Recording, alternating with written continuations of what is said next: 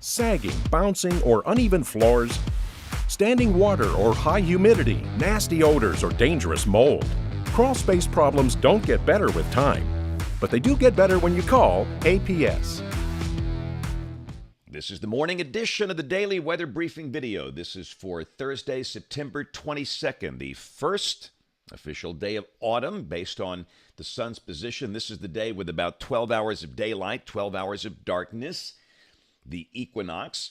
And, of course, we're watching the tropics. That's the big buzz in the weather business. What's going to happen with the disturbance in the Caribbean? Could we have a hurricane in the Gulf? We probably will.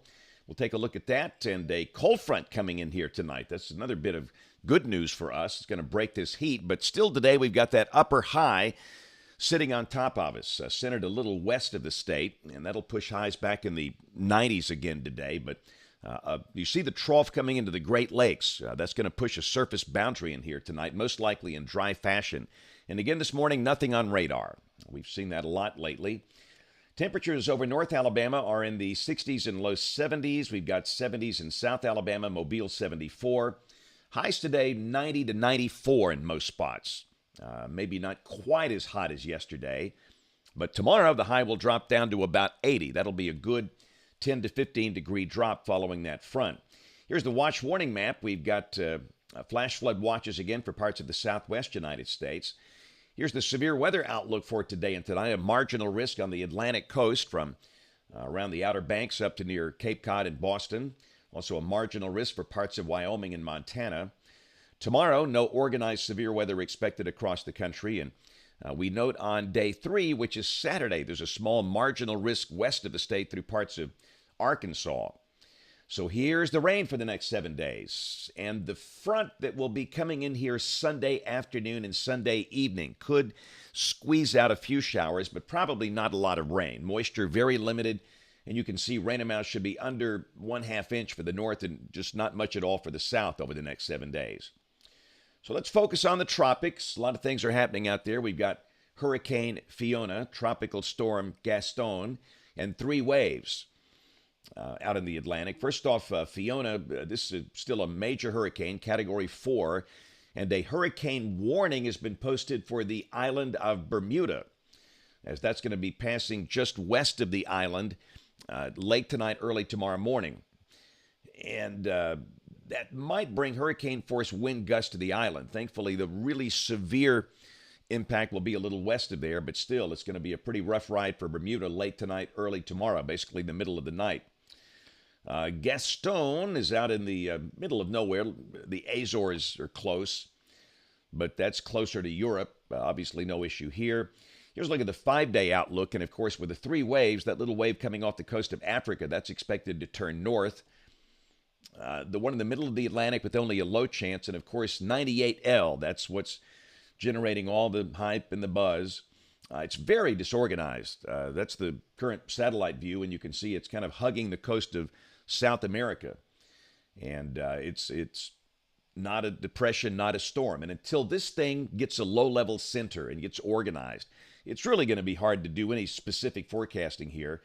But we'll go through modeling here. This is the ATCF set, and most of the members bring it into the Gulf early next week.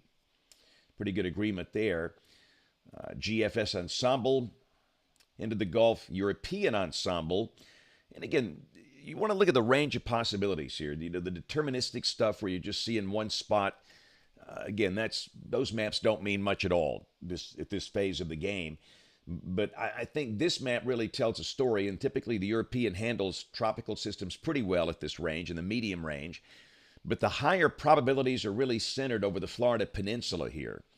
At this point, and again, there is no way anybody knows the ultimate destination or intensity for those on the Gulf Coast.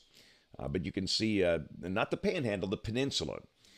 But really, the eastern Gulf seems to be favored, eastern half of the Gulf Coast, for any impact from this. And everybody certainly needs to watch it. But if you live on the Gulf Coast, a lot of people watch these videos but just do your best. You've got the power not to look at all of the nonsense that's floating around, the scary stuff. And that stuff's designed to scare you and to bring you in and keep you in some state of fear. But you've got to pay attention, absolutely. But just use credible sources and we'll keep you advised.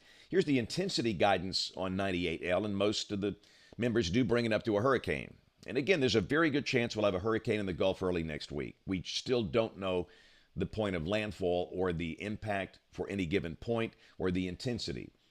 Once we get a center developed, we'll have a much better idea. But model fans, let's go through the GFS and we'll take a look at the European too. But this is deterministic output. This is the 06E run valid today at 4. It's going to be hot and dry. Partly to mostly sunny, low 90s, maybe mid 90s in a few spots. But again, that cold front comes in here in dry fashion this evening. And then tomorrow, a different kind of day. The high will be closer to 80. And we're going to start the day in the 50s in some spots over North Alabama. It's going to feel good. Great night for high school football tomorrow night. This is Saturday, beautiful day. Start the day in the 50s for that fall feel. And we'll be in the middle 80s. It'll be warm during the day, but the humidity not bad at all. A great day to start the weekend. Then on Sunday, the next front comes in, and again, there could be enough moisture to squeeze out little rain here, a few showers for the northern half of the state. But moisture limited, rain amounts not especially heavy. The high Sunday, low to mid 80s. And then Monday, that next surge of cool air drops in. Monday, the high dropping to 77 to 80, good north breeze. This is Tuesday. Some spots might be in the 40s early Tuesday morning to start the day. The high Tuesday around 80, maybe 70s in spots. This is Wednesday, still a beautiful day. And this is a week from today, Thursday the 29th. And of course, everybody's looking at the Gulf, and the GFS is depicting, this will be called Hermine, by the way, to be in the central Gulf south of the mouth of the Mississippi River. Let's go out 10 days. This is Saturday, October 1st. And let me just say this as you look at this. The GFS is an outlier. Most of the other global models are farther to the east. And again, we don't know. Nobody knows. And again, you're going to see this smeared all over, the face bag and a tweeter and this kind of stuff. But this doesn't mean much at all. Really doesn't mean anything at this point. Let me show you the European at the same time. It's got the system rapidly moving northeast on the coast of New Jersey. So, what's the difference here in 1,500 miles?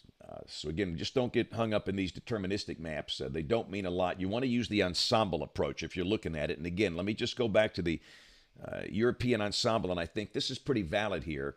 The spread is from Louisiana to the Atlantic coast. That's the spread there, but those higher probabilities are centered over the Florida Peninsula at this point. But any of this could change, and we just don't know.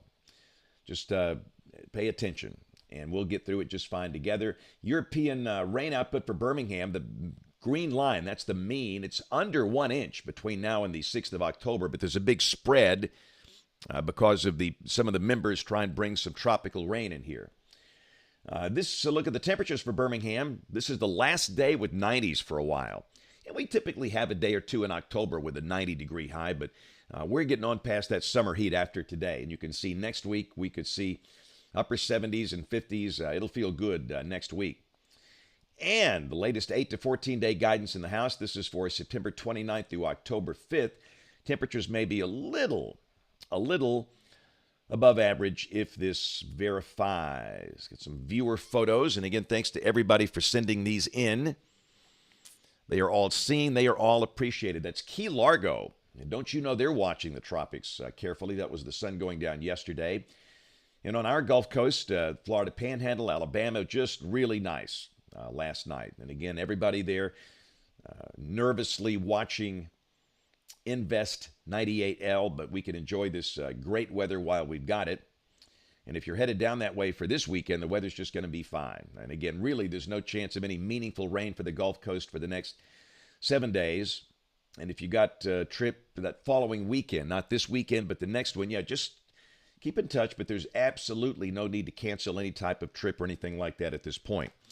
So that's it for the weather briefing video this morning. Headed out to Gordo today. Gordo Elementary School, Pickens County, West Alabama. Tomorrow in Trussville, see a big homeschool group there. And tomorrow evening, I'll be at Thompson High School for the game of the week on our Friday night rivals on My-68. We've got Clay Chalkville at Thompson and Alabaster.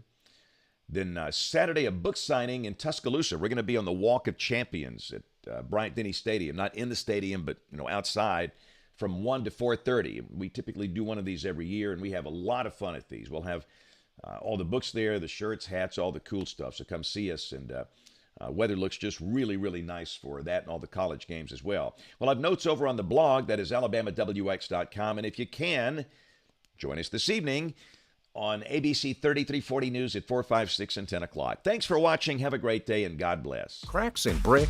Cracks in block? Call Alabama Professional Services. Leaning or bowing basement walls? Call APS. Sticking windows or doors? Call APS. Settling or sinking foundation? That's right. Call APS. It's a fact. Foundation problems don't get better with time, but they do get better when you call APS. Call Alabama Professional Services today.